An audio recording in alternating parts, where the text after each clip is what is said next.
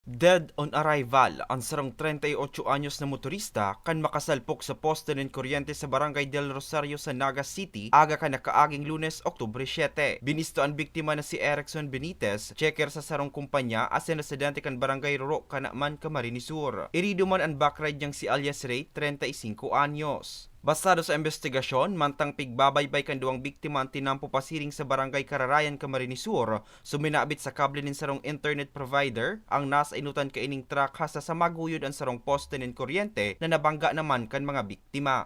Dahil sa kusugdan si pagkakabangga katong truck, kuminagsak ining poste, as in kasunudan managayo ini yung motor, siring na pagbagsakan si poste, buminangga duman si motor, as in ini nagkausa ning sign ng pagkatumba, alagad ini yung driver, makamundo nangyari na declared dead on arrival and pending petition.